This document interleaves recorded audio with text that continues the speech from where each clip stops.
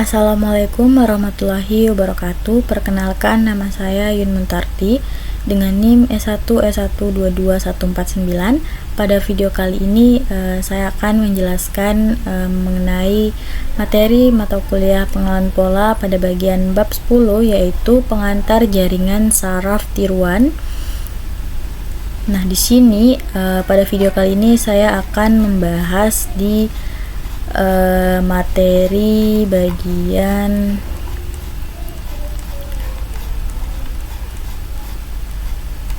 pada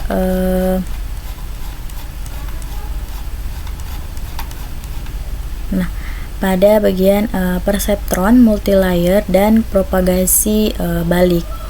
Nah, di sini MLP atau multilayer dan propagasi balik terdiri dari satu passthrough, lapisan atau lapisan masukan. Nah, satu atau lebih lapisan TLU ini disebut lapisan tersembunyi, dan satu lapisan terakhir TLU yang disebut lapisan keluaran. Nah, di sini kita bisa melihat gambar dari lapisan keluarannya. Lapisan yang dekat dengan lapisan input biasanya disebut lapisan bawah, dan yang paling dekat dengan output biasanya disebut lapisan atas. Nah, setiap lapisan kecuali lapisan keluaran mencakup neuron bias dan terhubung sepenuhnya ke lapisan berikutnya. Nah, di sini multilayer perceptron atau sering disingkat MLP adalah sebuah jenis jaringan yang dibuat terdiri dari beberapa lapisan neuron. Struktur dasarnya dimulai dengan lapisan input yang bertugas meneruskan data masuk begitu saja tanpa melakukan perhitungan apapun. Nah, di sini dapat dilihat dari setelah itu datanya diteruskan ke satu atau lebih lapisan tersembunyi, yaitu kumpulan neuron yang akan memproses informasi. Neuron disebut sebagai threshold logic unit atau TLU. Nah, di sini di akhir jaringan terdapat lapisan output yang juga tersusun dari TLUS yang akan menghasilkan prediksi atau hasil akhir dari proses jaringan. Nah, biasanya lapisan-lapisan yang letaknya lebih dekat ke input disebut lapisan bawah, sedangkan yang mendekati output disebut lapisan atas. Nah, di sini setiap lapisan kecuali lapisan output memiliki satu bias neuron. Nah, yaitu disebut neuron khusus yang dapat membantu jaringan belajar lebih fleksibel. Selain itu, setiap neuron dapat satu lapisan yang akan terhubung ke semua neuron dari lapisan berikutnya. Nah, inilah kenapa jaringan ini disebut fully connected. Seperti itu. Nah, di sini terdapat sinyal yang hanya mengalir dalam satu arah dari input ke output. Jadi, arsitektur ini tuh merupakan contoh jaringan saraf umpan maju atau disingkat FNN. Nah, di sini ketika ANN berisi tumpukan lapisan tersembunyi yang dalam itu tuh disebut jaringan saraf dalam atau disingkat DNN. Nah, bidang deep learning mempelajari DNN dan secara umum model berisi tumpukan komputasi yang dalam. Meski begitu, banyak yang membicarakan deep learning setiap kali melibatkan jaringan saraf. Seperti itu. Nah, di sini terdapat penjelasan dari David Rumelhart. Selama bertahun-tahun para peneliti berjuang untuk menemukan cara melatih MLP, namun tidak berhasil. Tapi pada tahun 1986, David Rumelhart, Geoffrey Hinton, dan Ronald Williams menerbitkan sebuah makalah inovatif yang memperkenalkan propagasi balik algoritma pelatihan yang masih digunakan sampai saat ini. Singkatnya, ini adalah gradient descent yang diperkenalkan pada materi ini di bab 4 sebelumnya menggunakan teknik yang efisien untuk menghitung gradien secara otomatis. Nah, hanya ada dua lintasan melalui jaringan, itu satu maju dan satu mundur. Algoritma backpropagation mampu menghitung gradien kesalahan jaringan berkenaan dengan setiap parameter model tunggal. Dengan kata lain, di sini ia dapat mengetahui bagaimana setiap bobot koneksi dan setiap istilah bias harus disesuaikan untuk mengurangi kesalahannya. Nah, setelah memproses gradien ini, kita ya tinggal melakukan langkah gradien di scan biasa, dan seluruh proses diulang hingga jaringan mencapai solusi. Seperti itu. Terdapat perhitungan gradien secara otomatis yang disebut diversiasi otomatis atau perbedaan otomatis. Di sini ada berbagai teknik autodiff dengan kelebihan dan juga kekurangan yang berbeda. Nah, teknik yang digunakan dengan backpropagation ini disebut auditif mode terbalik, cepat dan juga tepat. Nah, sangat cocok ketika fungsi yang dibeda-bedakan memiliki banyak variabel, misalnya bobot koneksi dan sedikit keluaran, misalnya satu kerugian, seperti itu. Nah, ini kita bahas algoritmanya terlebih dahulu. Di sini pertama itu menangani satu batch mini pada satu waktu, misalnya berisi 32 instance masing-masing dan melewati set pelatihan penuh beberapa kali. Nah, setiap lintasan disebut masa.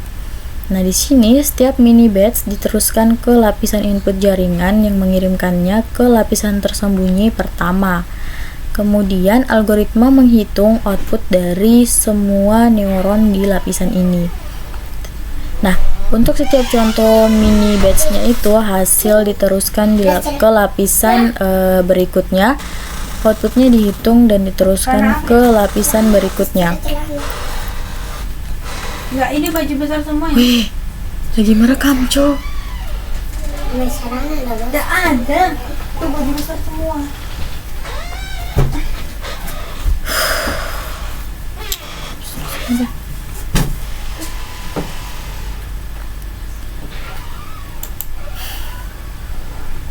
Nah, di sini hasilnya itu diteruskan ke lapisan berikutnya.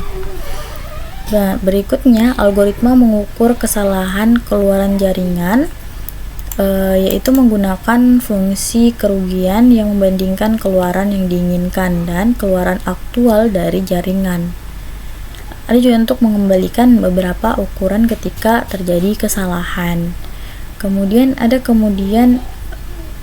menghitung seberapa besar sih kontribusi setiap koneksi output terhadap kesalahan. Hal ini tuh dilakukan secara analitis dengan menerapkan aturan rantai. Mungkin aturan paling mendasar dalam kalkulus, seperti itu. Nah, di sini ada algoritma yang mengukur seberapa besar kontribusi kesalahan ini berasal dari setiap koneksi di lapisan di bawahnya. Sekali lagi di sini menggunakan aturan rantai yang bekerja mundur sehingga algoritma mencapai lapisan input. Seperti yang dijelaskan sebelumnya, lintasan balik ini secara efisien itu mengukur gradien kesalahan di semua bobot koneksi dalam jaringan. Nah, terakhir di sini algoritma melakukan langkah gradien descent untuk mengubah semua bobot koneksi dalam jaringan menggunakan gradien kesalahan yang baru saja dihitung. Nah, algoritma ini sangat penting sehingga perlu diringkas lagi. Untuk setiap contoh pelatihan, algoritma backpropagation pertama-tama itu membuat prediksi langkah maju dan mengukur kesalahan, kemudian menelusuri setiap lapisan secara terbalik untuk mengukur kontribusi kesalahan dari setiap koneksi. Nah, terakhir akhirnya itu menyesuaikan bobot koneksi untuk mengurangi kesalahan. Di sini meskipun memiliki ratusan neuron per lapisan, model akan bertindak seolah-olah hanya memiliki satu neuron per lapisan. Model tersebut tidak akan terlalu pintar jika sebaliknya kita menginisialisasi bobot secara acak.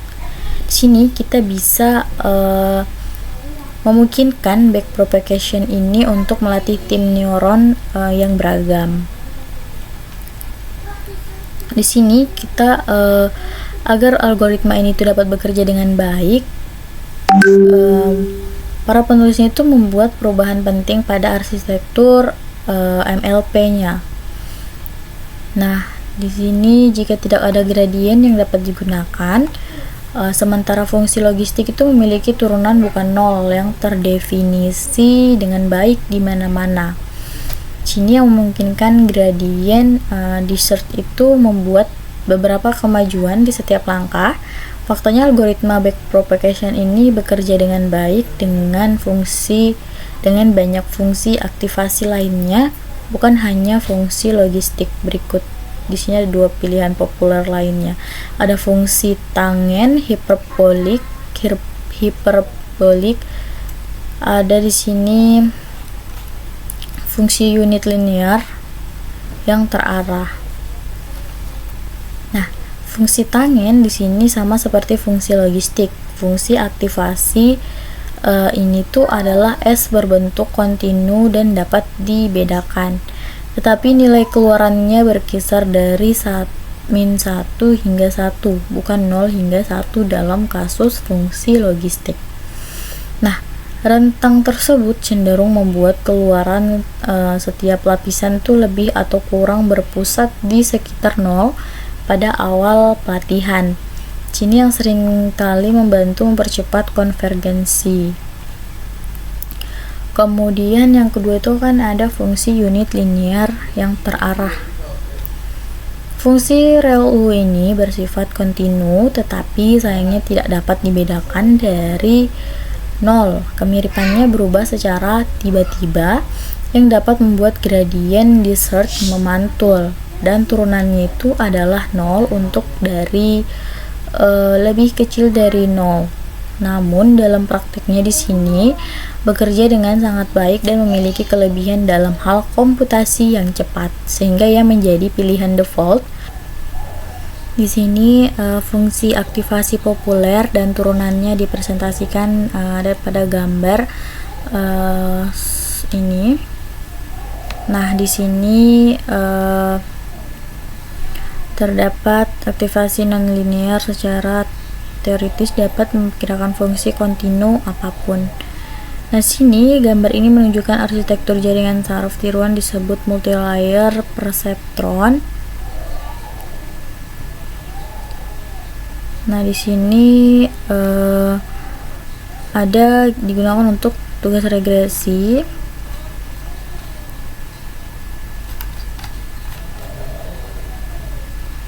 Nah, di sini secara umum itu saat membangun MLP untuk regresi, kita tidak ingin menggunakan fungsi aktivasi apapun untuk neuron keluaran, sehingga neuron itu bebas mengeluarkan rentang nilai apapun.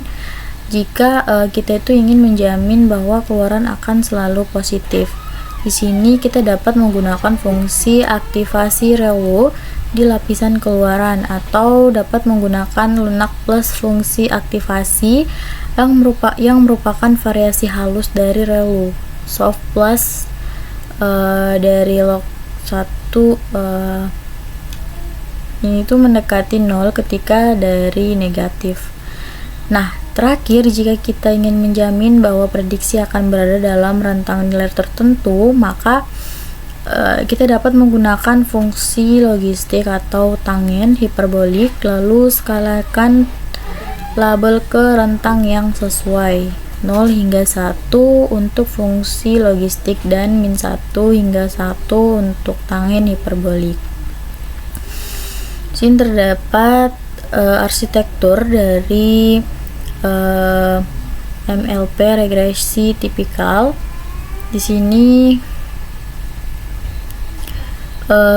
itu menunjukkan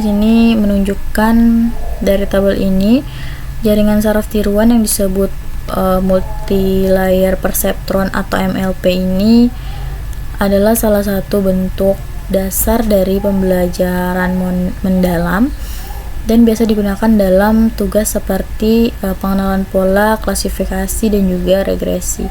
Nah, di bagian awal terdapat lapisan input. Di sini terdiri dari dua neuron, yaitu X1 dan X2. Kemudian yang menerima data dari luar ada juga neuron bias bernilai tetap 1 yang berfungsi untuk meningkatkan fleksibilitas model dengan memungkinkan pergeseran fungsi aktivasi. Selanjutnya, data masuk ke lapisan tersebut yang terdiri dari 4 neuron. Di sini masing-masing neuron itu melakukan penjumlahan berbobot terhadap input yang diterimanya. Nah, kemudian hasilnya diproses menggunakan fungsi aktivasi untuk menghasilkan output neuron. Di sini kemudian datanya itu masuk ke lapisan tersembunyi yang terdiri dari 4 neuron. Masing-masing neuron itu melakukan penjumlahan berbobot terhadap input yang diterimanya, kemudian hasilnya diproses menggunakan fungsi aktivasi untuk menghasilkan output neuron. Nah, pada lapisan ini ada juga neuron bias yang berfungsi sama seperti di lapisan input. Kemudian data diteruskan ke lapisan output yang berisi 3 neuron. Setiap neuron output juga melakukan penjumlahan berbobot dari seluruh output lapisan tersembunyi dan bias, lalu menerapkan fungsi aktivasi untuk menghasilkan output akhir dari jaringan tersebut. Nah, semua neuron antar lapisan terhubung penuh, dan koneksi antar neuron ini memiliki bobot yang akan disesuaikan selama proses pelatihan menggunakan algoritma seperti backpropagation. Penyesuaian bobot ini bertujuan meminimalkan error atau output jaringan dan target yang diharapkan. Nah, di sini semua neuron antar lapisan terhubung. Terus dengan adanya lapisan tersembunyi, MLP ini mampu mempelajari fungsi nonlinear dengan kompleks. Namun, semakin banyak neuron atau lapisan tersembunyi, semakin besar juga resiko overfitting. Sehingga perlu dilakukan pengaturan seperti pemilihan fungsi aktivitas yang tepat dan teknik regularisasi.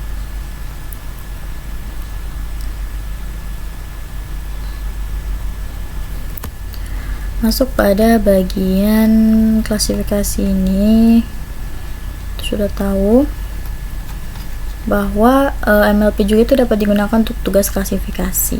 Nah, di sini MLP juga dapat dengan mudah menangani tugas klasifikasi biner multilabel. Misalnya, kita dapat memiliki sistem klasifikasi email yang prediksi apakah setiap email masuk adalah spam atau spam, dan sekaligus di sini memprediksi apakah itu email mendesak atau tidak mendesak. Dalam kasus ini kita memerlukan 2 neuron keluaran. Keduanya menggunakan fungsi aktivasi logistik. Yang pertama akan mengeluarkan probabilitas bahwa email tersebut adalah spam, dan yang kedua akan mengeluarkan probabilitas bahwa itu mendesak. Secara lebih umum, kita akan mempredikasikan suatu neuron keluaran untuk setiap kelas positif. Nah, ini kita bisa perhatikan bahwa probabilitas keluaran tidak selalu berjumlah 1. Ini memungkinkan model itu mengeluarkan kombinasi label apapun. Nah, di sini kita dapat memiliki HAM yang tidak mendesak, HAM yang mendesak, dan spam yang tidak mendesak. Juga bahkan mungkin spam yang mendesak. Jika setiap contoh hanya dapat dimiliki oleh satu kelas dari 3 atau lebih kelas yang mungkin, misalnya kelas 0 hingga 9 untuk klasifikasi gambar digit, maka di sini kita perlu memiliki satu neuron keluaran per kelas. Nah, di sini harus menggunakan fungsi aktivasi softmax untuk seluruh lapisan keluarannya. Fungsi softmax diperkenalkan di sini untuk memastikan bahwa semua probabilitas yang diestimasikan itu berada di antara 0 dan 1. Dan jika dijumlahkan akan menghasilkan 1. Yang diperlukan jika kelas bersifat eksklusif. Ini disebut klasifikasi multikelas. Di sini terdapat MLP dari MLP modern, termasuk ReLU dan juga softmax untuk model klasifikasi. Oke, lanjut di sini klasifikasi arsitektur MLP yang umum. Terdapat input dan juga lapisan tersembunyi dari neuron keluaran dengan klasifikasi binernya 1 dan klasifikasi biner multilabelnya 1 per label, dan klasifikasi multikelasnya itu 1 per kelas.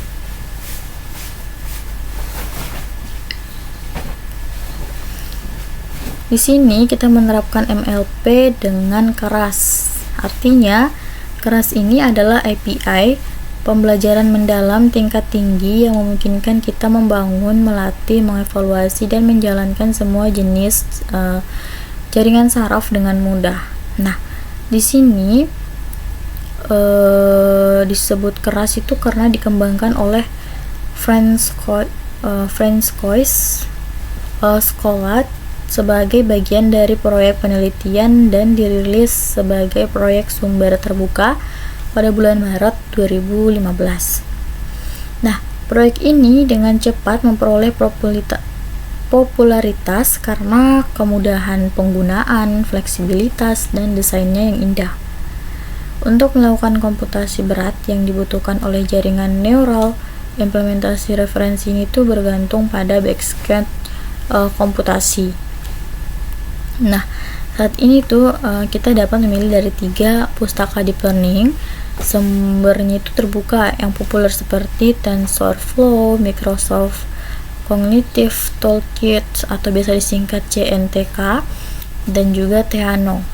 Nah, oleh karena itu untuk menghindari kebingungan, di sini kita akan menyebut implementasi referensi ini sebagai multi backend keras. Nah, di sini sejak akhir tahun 2016 implementasi lain itu telah dirilis. Kita sekarang dapat menjalankan keras pada iPitch MXNet, Apple Score ML, JavaScript atau TypeScript lainnya. Di sini fungsinya itu untuk menjalankan kode keras di browser website. Dan juga bisa untuk PlayML yang dapat berjalan pada semua jenis perangkat GPU dan tidak hanya NVIDIA.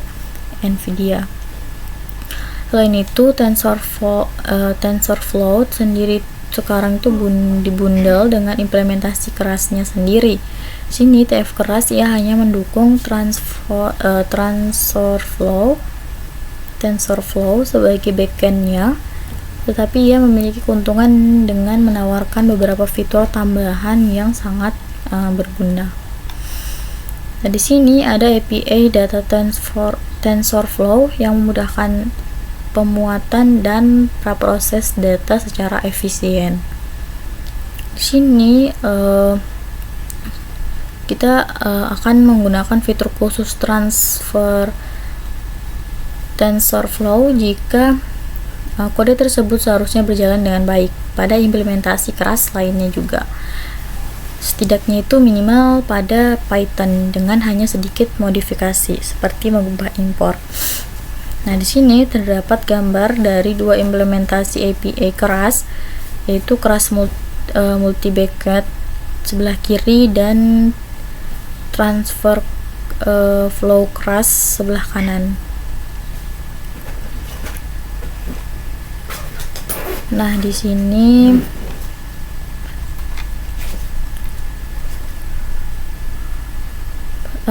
pada backpropagation penjelasan pada proses backpropagation secara detail, kita lebih dalam bagaimana sih algoritma backpropagation sebenarnya bekerja dalam melatih jaringan saraf.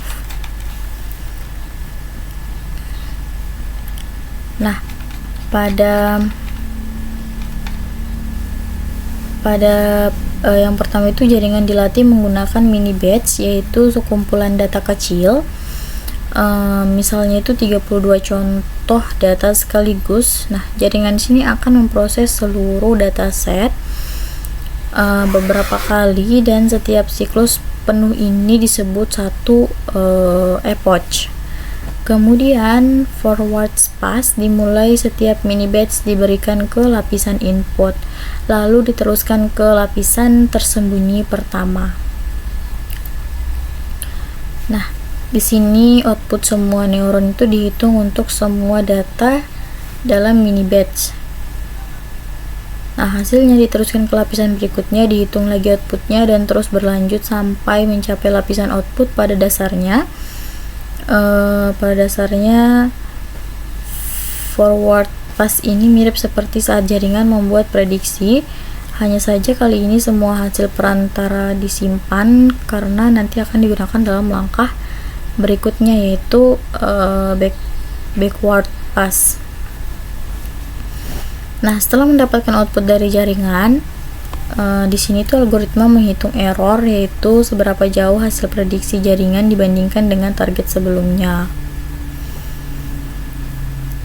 Di sini kita menggunakan sebuah fungsi loss. Nah, backward pass dimulai algoritma menghitung seberapa besar kontribusi tiap koneksi di output layer terhadap error. Nah, ini tuh dilakukan secara analitik menggunakan aturan rantai, climb rule dalam kalkulus, sehingga prosesnya cepat dan juga akurat. Nah, di sini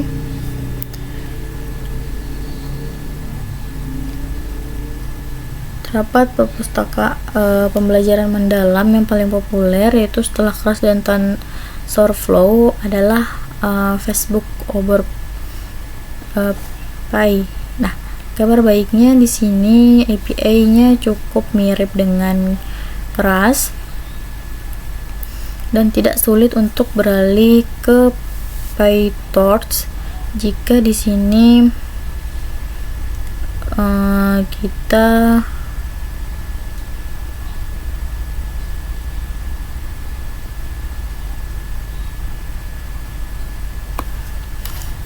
kita tidak sulit untuk beralih ke PyTorch jika Anda di sini kita menginginkannya.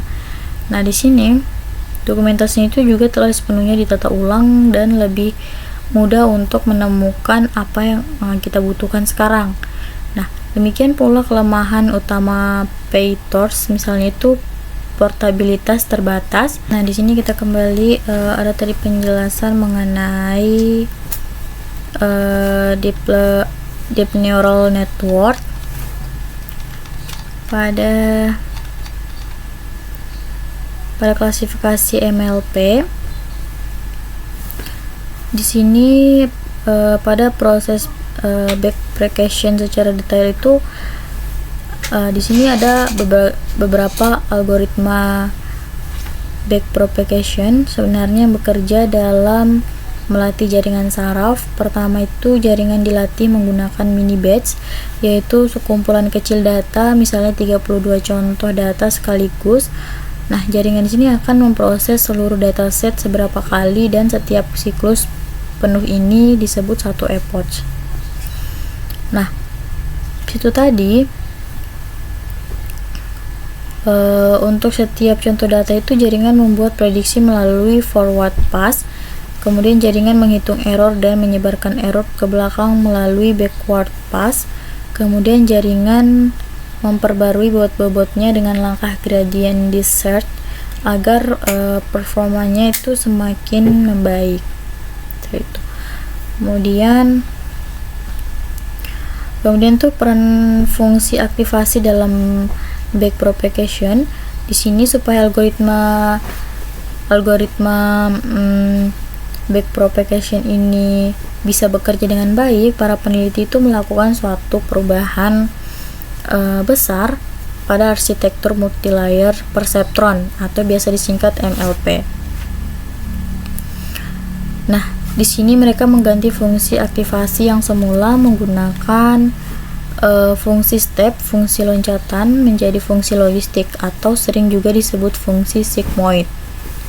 Fungsi sigmoid ini bekerja dengan rumus seperti nilai output dihitung sebagai 1 dibagi dengan 1, kemudian ditambahkan eksponen dari minus input, atau lebih gampang itu biasa dimasukkan ke dalam persamaan 1 dibagi 1 ditambah eksponen dari negatif input. Nah, kenapa ini penting? Karena fungsi step hanya menghasilkan nilai tetap dan juga datar, sehingga tidak ada perubahan atau arah gradien. Kalau gradiennya 0, algoritma gradien descent-nya tidak bisa bergerak, memperbaiki bobot jaringan.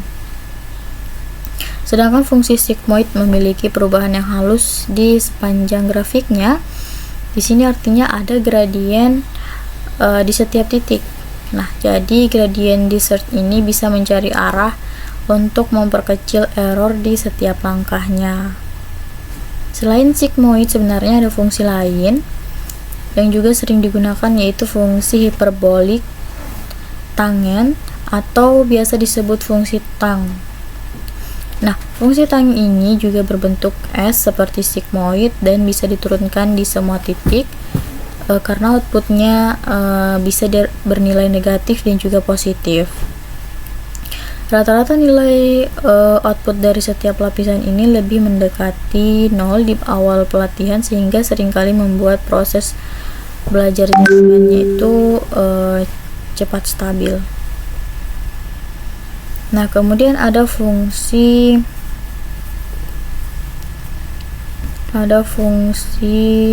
aktivasi pada header layer. Ini tuh umum dipakai adalah ReLU karena kesederhanaannya dan kemampuannya mengatasi masalah finishing gradient. Nah, alternatif lainnya adalah CeLU yang secara otomatis membantu menjaga distribusi aktivasi tetap stabil di jaringan yang dalam, seperti yang akan dibahas lebih rinci.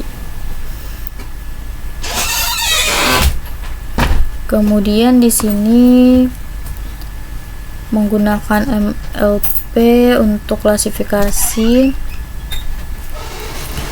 Di sini tuh multilayer perceptron atau MLP adalah salah satu jenis jaringan saraf tiruan yang fleksibel karena selain bisa digunakan untuk tugas regresi juga bisa sebagai tugas klasifikasi. Nah, di sini MLP juga bisa menangani kasus multi-label classification, yaitu ketika suatu data bisa punya lebih dari satu label sekaligus. Nah, ada contohnya, itu sebuah email mungkin dikategorikan sebagai spam atau bukan, juga sebagai urgent atau tidak urgent. Kemudian dalam situasi seperti ini kita akan membutuhkan satu neuron output untuk setiap label. Nah, setiap neuron yang akan memiliki fungsi aktivasi sigmoid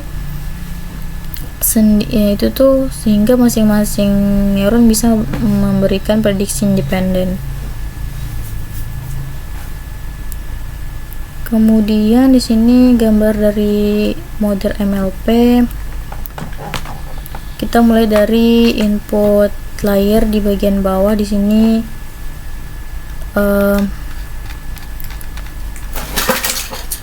sini pada gambar ini tuh output layer menggunakan fungsi aktivasi softmax. Fungsi softmax ini bertugas mengubah output menjadi probabilitas sehingga jumlah seluruh outputnya bernilai 1. Kemudian perlu diperhatikan bahwa setiap neuron di satu layer terhubung ke semua neuron di layer berikutnya. Pola ini tuh disebut fully connected atau dense connection. Nah, kemudian pada hyperparameter pada berbagai tipe klasifikasi menggunakan MLP. Di sini tuh menggunakan multilayer perceptron untuk berbagi tugas klasifikasi, dan kemudian ada beberapa pengaturan penting untuk bisa disebut hiperparameter.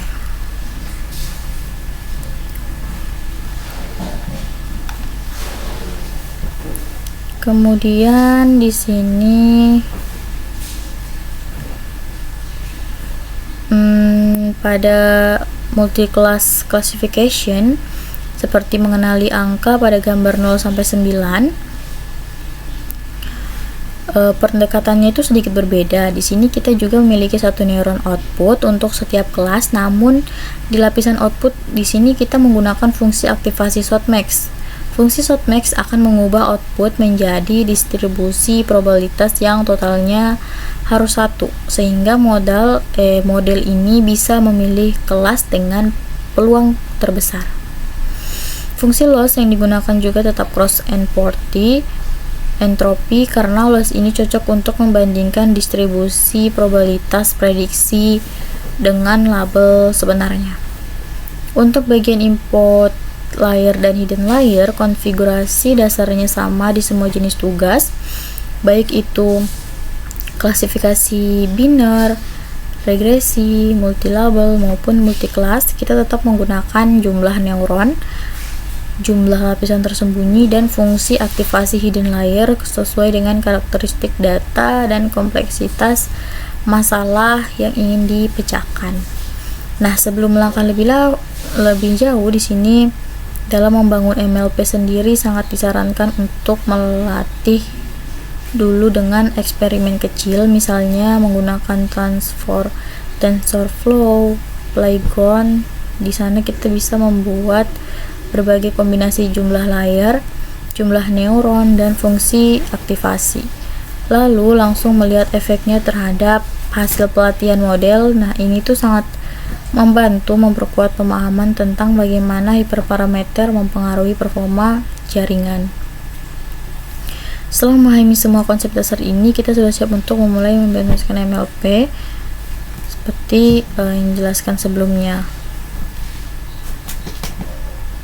Nah, baiklah, sekian materi yang dapat saya jelaskan mengenai multilayer perceptron atau biasa disingkat MLP, dan juga arsitektur MLP, dan juga adapun klasifikasi MLP. Sekian video dari saya, terima kasih. Wassalamualaikum warahmatullahi wabarakatuh.